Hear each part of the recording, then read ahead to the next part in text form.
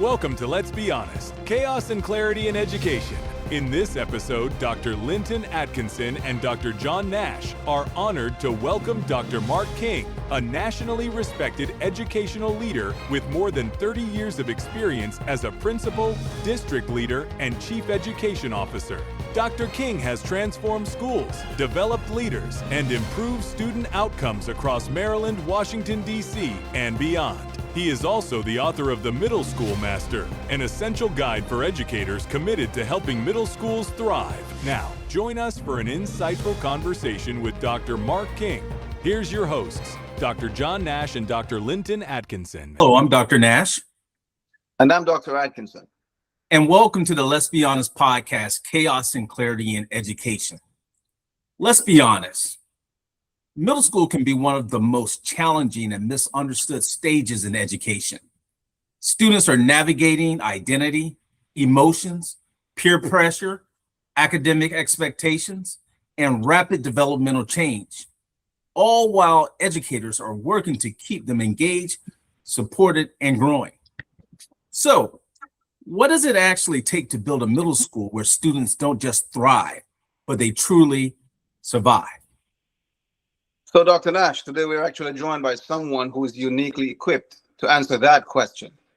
Dr. Mark E. King is a veteran educational leader with more than 30 years of experience as a principal, district leader, and chief education officer. His leadership has transformed schools, improved student outcomes, and influenced educational systems across Maryland, Washington, D.C., and beyond.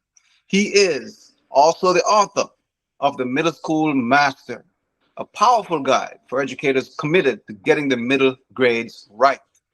Dr. King, welcome to the podcast. Welcome. Thank you. It's a pleasure to be here, and I'm honored, and I really appreciate the opportunity to share my expertise as far as middle school is concerned. Yes, sir. And let's get right into it. So, middle school students are often described as complex, unpredictable, and full of contradictions. What do educators most often misunderstand about this stage of development? And what must schools intentionally create if we want students to truly thrive? Well, I think you said it best. It's the state of development. Teachers have to understand what's developmentally appropriate for the middle grades. And one of the things I always tried to focus on was get them to understand what is developmentally appropriate for a 12 to 15-year-old child. So I think understanding developmental pathways of children while also creating a caring and nurturing environment so you can kind of understand the whole child and not just look at the academic piece. I think those are the things that you need to put in place to be successful. And as you said, not only thrive, but to excel. So there are some things that I've done in my career doing middle school in reference to helping children thrive and also the adults as well, because they also have to understand that there's an adult component in this whole equation. So if you don't address the adults as well, you run into another problem as far as getting the instruction across that needs to occur for students to be able to be successful. So when I was a middle school assistant principal at high school middle school, what we did, we used the arts as a hook to get children more involved in the academic piece. And based on that experience, we not only took the school off the state's reconstitution eligible list, we also became a creative and performing arts magnet, which is still there today, some 25 years later. So with that knowledge, I took that over to James Madison Middle School in Prince George's County, Maryland. But it was different because the children, it was 1,000 children, and the staff was different. So you have to be able to adapt to your staff and your children. So what we did there, we focused on not only using the arts as a hook, but we also used advisories, where children actually got the opportunity to pick the advisor they wanted to be a part of. And through creating those relationships with teachers that they don't necessarily have on a regular basis, but are offering something that children actually want to do. So you create a community, and there's also a bond between not only the teachers that students have, but it's also a bond between the teachers that they don't have because you may be in that person's advisory. And with that in mind, we started working towards getting algebra in middle school, because that's one of the hurdles in ninth grade that stops children from matriculating on the 10th grade. So we wanted to bring algebra down to middle school where we already had the relationships with children, so we could get them to pass a high school assessment prior to going to high school and eliminate one of the hurdles that keeps children from, as I said, matriculating in the 10th grade. So we were able to do that, and the natural pathway of math is from algebra into geometry. So once we had the 8th grade algebra class, now through vertical articulation and conversation with my elementary principal colleagues, we had them preparing children to take algebra in 7th grade. So the natural progression is algebra and then geometry. So we were able to get children in middle grades to have 2 high school credits before they even got to 9th grade. So we were trying to address a lot of different things, excuse me, based on the relationship that we created, while also not sacrificing the rigorous academic standards that needed to be met in order for them to be successful in the future. Once we had the 8th grade algebra class, one of my teachers decided that we should become a middle years international baccalaureate school. So we started looking into that, and there were some requirements that we needed to build into the master schedule, such as foreign languages. So we had the Spanish class, but we needed an additional foreign language. I wanted to use Latin because Latin is one of those languages that is crucial as far as understanding the English language is concerned. But they wouldn't let me do Latin because they said Latin was a dead language. So we ended up going with French. So now we're in a position where we're offering Spanish, we're offering French, we're offering algebra, and we're offering geometry. So there's a possibility when you leave 8th grade, you could have as many as 3 or 4 high school credits before you even get to 9th grade. So we were trying to not only build something at James Madison, but we wanted to build something for the feeder high schools to where now we've helped to address this 9th grade retention rate. So now they can focus on helping students graduate. So the 9th grade retention rate also helps as far as your graduation rate is concerned, because the number of students who don't get out of 9th grade gradually affects your high school graduation rate. So at the end of the day, we did become a middle years international baccalaureate middle school, and we are actually the only middle years baccalaureate school in the 18th largest school district in the country, and it's still there. So it's a matter of understanding developmental pathways while not sacrificing academic rigor, but also building a community with children to where there's a trusting relationship to where they feel that the adults have their best interests at heart. And there's also the caring part of the adults that's trying to push children into being something that they don't quite see in themselves. Thank you. So Dr. King, in your book, The Middle School Master, you challenge us to think differently about how middle schools are designed. What separates a truly effective middle school from one that just simply functions? The master schedule. The master schedule is critical as far as being successful and just being, so to speak. So the master schedule at Dana Blair, what we did, we created a master schedule. It was based on an A-day, B-day rotation. So Monday is an A-day, Tuesday is a B-day, then Wednesday goes back to A-day. So on the A-days, you have the opportunity for a team of teachers to collaboratively plan around the students that they actually teach. And then on the B-day, they meet as a department to address the standards where children are struggling and how can they get those standards woven into other academic areas such as science and social studies. So it's definitely a team approach, but that master schedule builds in that collaborative planning time and allows those teachers to actually plan lessons to where it's interwoven so students see the connection between content areas. And for those students who happen to not like a particular content area, it connects them to a content area that they may like. So now they can see how this other content area is important as well as the content area that they like. So it's all driven by the master schedule. If you get your master schedule right, you can do a lot of different things as far as the collaborative plan is concerned, as far as building advisories. So there are a lot of different tools that you can use that master schedule to drive the instruction piece, while also building relationships through the advisory. Wow. The master schedule does it's like the master for everything you do. And Absolutely. I like the way he just gave that simple answer, the master schedule. That's so, it. You emphasize the power of the teaching team model In today's educational climate, why is collaboration among teachers not just helpful, but essential for student success? Because it's researched and evidence and improved through the evidence. When teachers actually have the time to collaboratively plan, they get to talk about student strengths and also areas for growth in each individual student. So now you are seeing that student as an actual person or a child. So you're addressing the whole child when you have the chance to collaboratively plan, because you can create activities with another teacher or a set of teachers, because my teams were 4 teachers, the 4 content area teachers. So now you can create lessons that build on the strength of individual students, as well as addresses the academic rigor that is needed in reference to those students to be successful. So the collaborative planning piece is critical. And like I say, it's researched, it's evidence-based, and we know it works. So if it's statistically significant, we use that as leverage to help teachers understand the significance of talking to those people that you actually on a team with, and you see the same students day in and day out. And you recognize the strength, and you can share that with somebody else, but you can also share different strategies to keep children focused in class, because different strategies and different content areas work for different people. So the collaborative planning piece is critical. Yes. So how does the school determine how often they should actually collaborate? What's that driving force that determines the amount of times that we should collaborate and come together to determine what's best for students?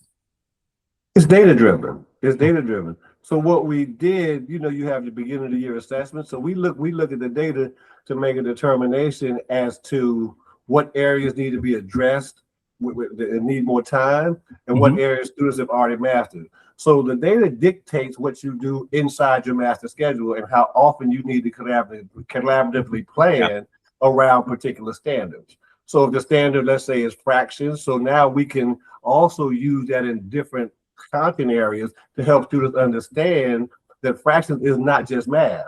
A quarter note is also musical. It's also a ratio. It's also a fraction. So those are things that we try to do to connect the learning across all the content areas. So the collaborative planning is data driven. And we also use what we call benchmark assessments. So benchmark assessments is something that we give quarterly. So when you give that benchmark assessment, you can get a snapshot of this quarter of how well students are doing based on the standards that are taught. After you give that quarterly assessment, now you know what you may need to reteach, what may need to take a little more time, or what you may have to differentiate as far as the instructional part is concerned to help them understand it. So then the second quarter, there's another benchmark assessment. And it's the same process. It's cyclical as far as the data analysis piece is concerned. And it's also helpful when you have two quarterly benchmarks, but then now you have the end of semester. So we combine the data from those 2 quarterly assessments to get one big picture of what students mastered the first semester of the school year. What they didn't master, we created an assessment for those students to utilize over Christmas break, which got me in a little hot water because, people want their children to be off for Christmas and enjoy Christmas. And it was a simple answer. I was like, they don't have to do it, but if you want your children to be as successful as they can, they should do this and they will be graded for it. If they don't do it, we're not going to take any points away from them, but just understand we're not creating this assessment because we don't have anything to do. We're creating this assessment with your children in mind so they can be successful when it comes to standardized testing, and they can move on to high school more confident and already taking high school credits with them. And then we did the same thing after the third quarter. Excuse me. Quarter 1, 2, and 3, all those standards that were taught. How many students mastered this? What did they not master? You create another assessment and you send home for spring break. And it's the same story. And I understand spring break, they want to take vacations, and that's fine. But you can also take 15 minutes a day over the course of those 10 days to complete this assessment to give us some more data points to use so we can continue pushing the envelope forward as far as instruction is concerned. Okay. So Dr. King, let's talk about leadership. Middle school leadership requires a very specific kind of leadership. What makes leading middle school or middle grades uniquely challenging, and what leadership qualities matter most? I think it's uniquely challenging because, as we talked about developmental pathways of children earlier, there's also an understanding that a middle school child can come into your building 12 years old today and then 21 years old tomorrow. So you have to understand the wide range of emotions and the physical things that are going on and the hormonal piece that's going on. So it's really about understanding what is developmentally appropriate for this age band, while also understanding that we do have to address the standards that need to be taught. So that's why it's important to build a community piece, building a trust piece with students, and have that advisory in place. So now what you're doing, you're creating an environment where children want to be there.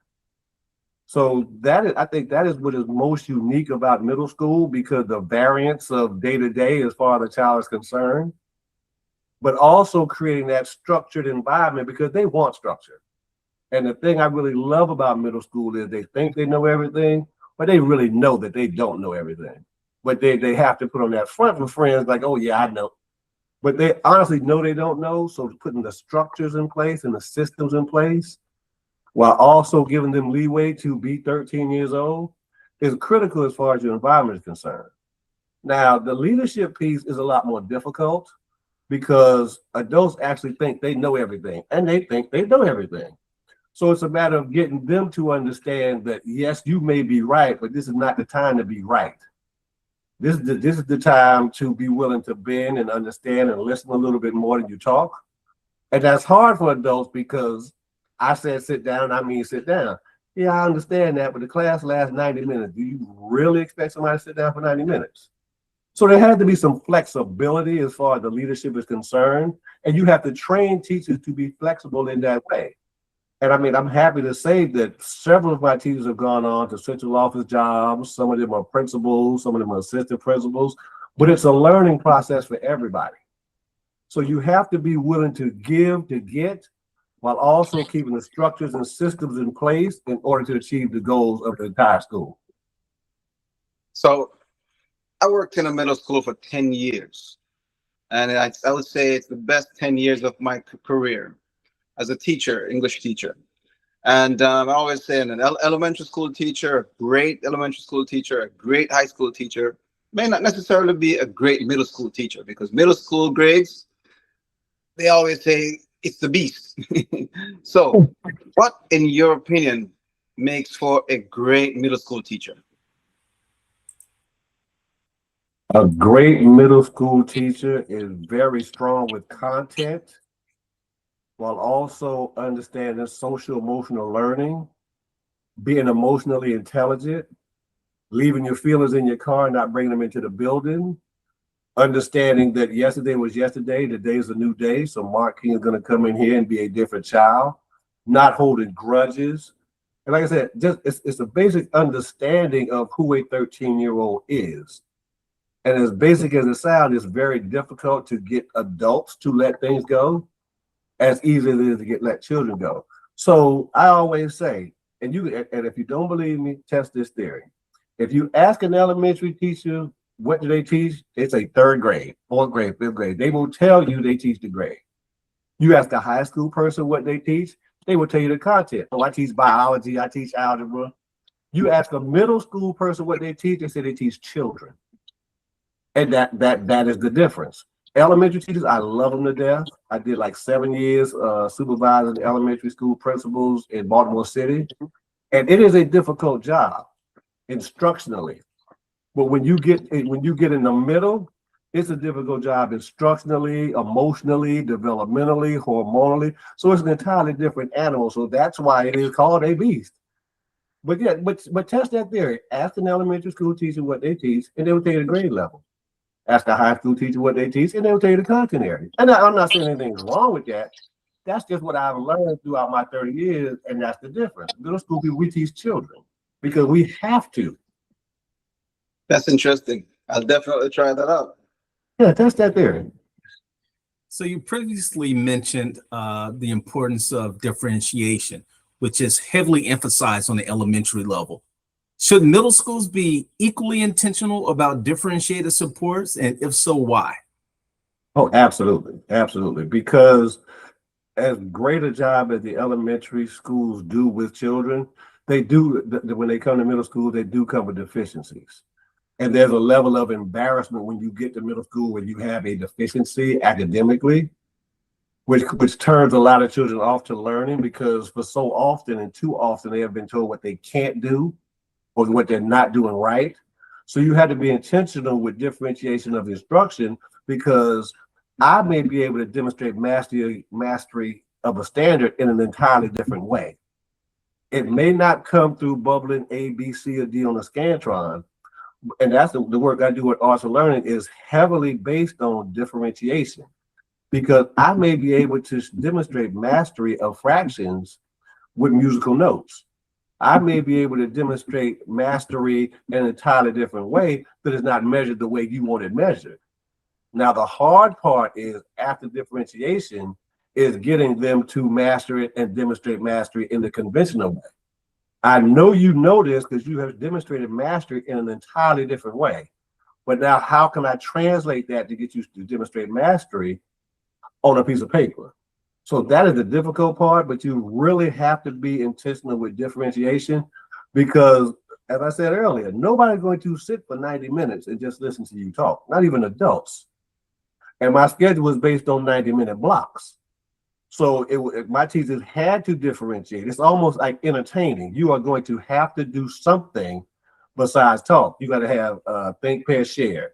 You've got to have elbow partners. You got to have conversation. You got to have students have instructional conversations to where they're talking about what you want them to talk about, not what they want to talk about. Because if they sit for too long, they're gonna talk about what they want to talk about. But if you build that into your plan and you differentiate and allow movement and conversation among students, that is when you see the most success. So the differentiation piece, I think, is more critical in the middle than anywhere else. Absolutely. That part about they want to talk about what they want to talk about, right? And you can get away with one question. They know how to make you do that. Yeah. So your prepare, inquire, and act model offers leaders a practical framework for improvement. Can you walk us through how leaders can use this model to drive intentional change? So I kind of touched on it earlier when we were talking about the benchmarks and the assessment. You get to the beginning of your data, so now you plan. Based on that plan, now you're looking at a quarterly benchmark to see how you did. That's your inquiry piece, and you're going to have to make adjustments when you move to the next quarter. You have to build in time for the reteach before you move into the next planning phase. So you get your beginning of your data, you plan based on that, and you also plan along the way. That's why the collaborative planning piece is so critical, because you're going to have to make adjustments week to week before you get to your quarterly benchmark, which is in 9 weeks. 9 weeks is entirely too long to have an actual data point for a teacher to utilize when trying to teach students difficult content subjects and standards. So you plan, you inquire, you look at the data, you plan again, you reteach, and it's cyclical. So that is what you do.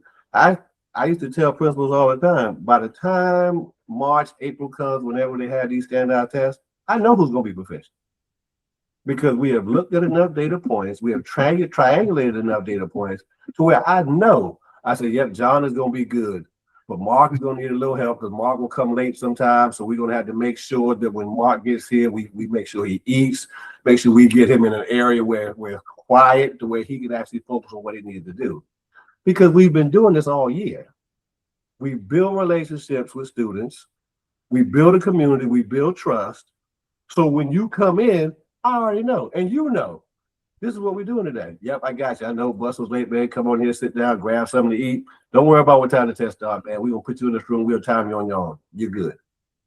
So there's a trust level that has to be created beyond looking at data points, because behind every data point is a name, is a face.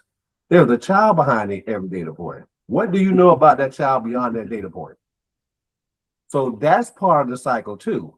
And that's why the collaborative plan is so critical, because we're having conversations about students while also having conversations about standards, while also having conversations about interdisciplinary lessons. And there's a sample in the book of an actual interdisciplinary lesson. So we're having all these conversations from September to March. If I don't know who's going to be proficient by then, I don't need this job. So there's another data set that we must most monitor closely, and that is school culture. So school culture is one of those areas that could either accelerate success or quietly undermine it. What are some warning signs that a middle school's culture is off track? I think the biggest warning sign when you're off track is attendance, adult and children. Why are they not coming? Something is off. There is something is missing in this building to make students not want to come. What is missing? What are we not doing? I don't blame children for adult issues, but what are we doing to create the environment where they want to come? And along those same lines, I've had to suspend children, and they come to school anyway. I'm like, what is you already know why, but there is something in that building that keeps them coming. So I understand, but I also understand you suspend and you trespass.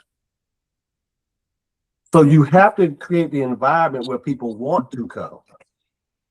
And when you're talking about your teachers, if you don't spoil those teachers who spoil you, they will leave. Because good teachers, they don't quit school, they don't quit parents, they don't quit kids, they quit you.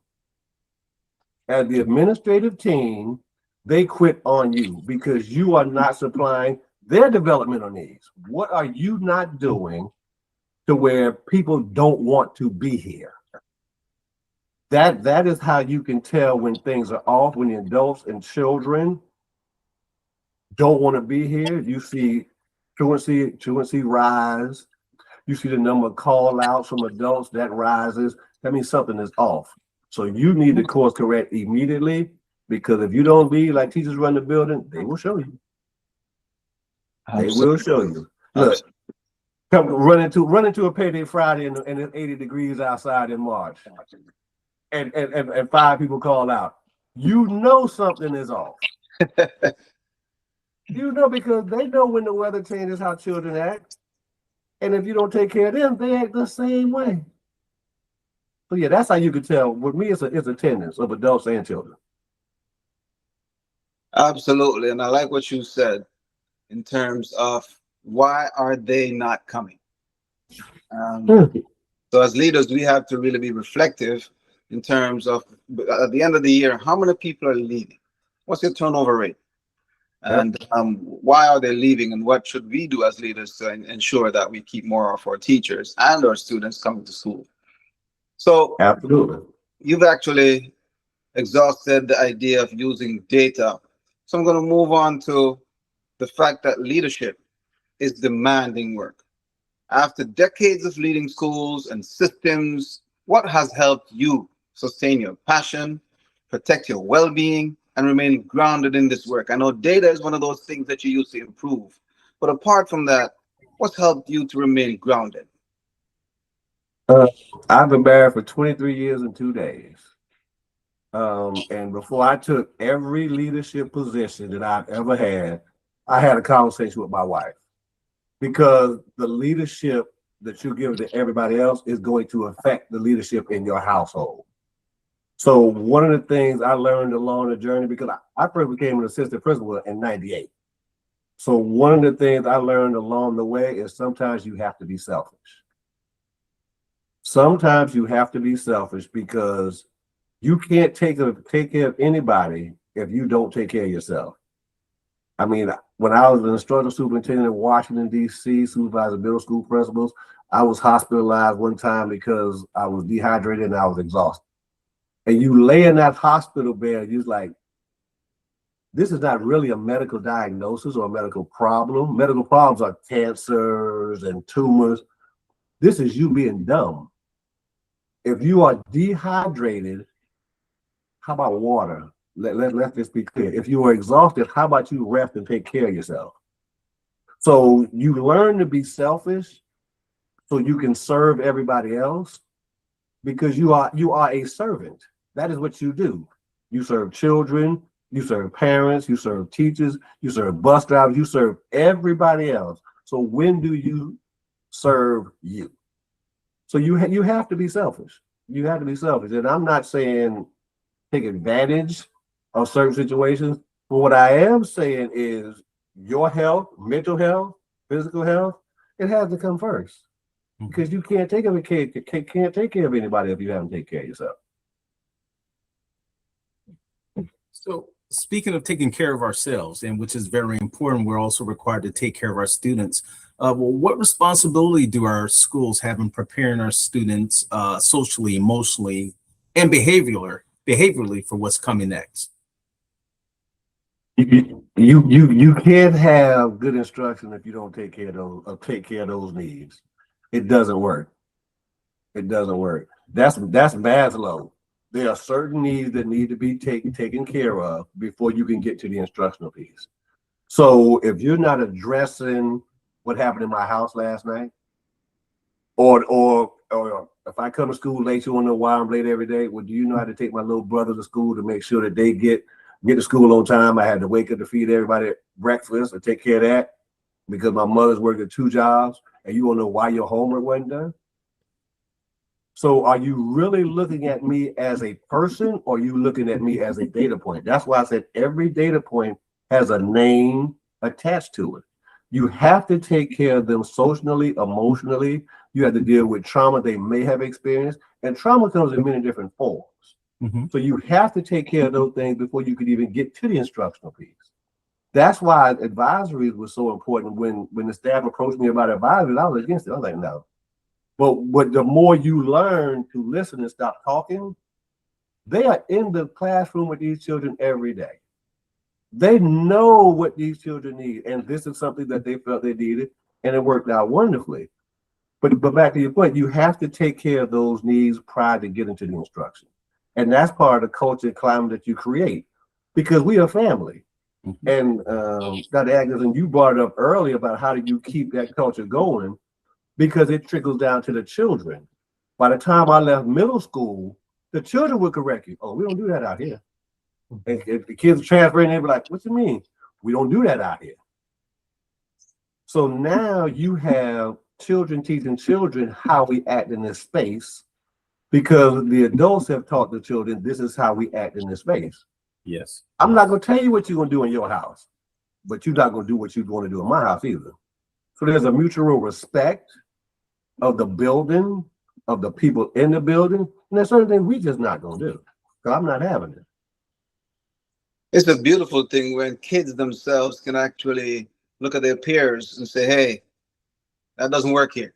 And what's really interesting, I had a book signing, and the book is for administrators, first year, second year, or those who have been in the seat trying to figure it out. I have more children come than adults. Former students, they come, and I'm like, you know, this is an adult book. We just wanted to come by the book, man, and support it, man. So they still remember certain things that were done for them and certain things that you told them. I had one young man at a book sign. He said, man, I can remember being in middle school and I picked up some paper in the hallway and put it in the trash can. You looked at me and said, good job. Now, I don't remember that story, but I do remember that young man. I was like, yeah, Mr. Stokes, we spent a lot of time together. And he laughed like, yeah, we spent a lot of time together. But they see me do that. So the expectation is we're going to take care of our house, because if you don't take care of your house, who will? Yeah. You have to make sure it looks a certain way. Yeah. You have to make sure there's no trash in the hallway, because if it looks a certain way, that means children feel a certain way. I'm not going to have scuff marks in the hallway and books in the hallway. No, we don't do that, because it means that much to me for this to look like the environment of a school where learning is a priority. And that's what it is. So, Dr. King, I thoroughly enjoyed reading your book, The Middle School Master. Could you also share with our audience, where can we purchase your book?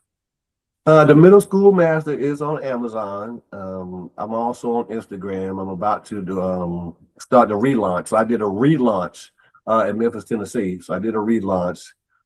Did some time in Charleston, South Carolina. Also did some work with Imagine Charter Network out in California. But the book is on Amazon. We're doing a relaunch. I'm starting to work on the next book. So I will make sure that I let you know when that comes out, so we can have a conversation about that. It's called Notes and Quotes from the Principal's Desk. So these are things that I picked up over the course of 30 years that I want to share. But it's more like a journal, a reflective book, to where administrators can have the opportunity to kind of read the notes and quotes, and they kind of reflect on how it looks in their practice. So yeah, I'm currently working on that one. So we'll get that one out probably May or June. But yeah, the Middle School Master is on Amazon, so you feel free to pick it up. I appreciate it. And like I said, when I get the next one out, I will definitely come back and then we can have a conversation about that one. That would be amazing. That would be amazing. Thank you for joining us and for sharing your insight and expertise. And thank you to our listeners for joining us for another episode of the Let's Be Honest podcast, Chaos and Clarity in Education. And until next time, lead with honesty, clarity, and purpose. All right. Thanks for the opportunity. Thank you.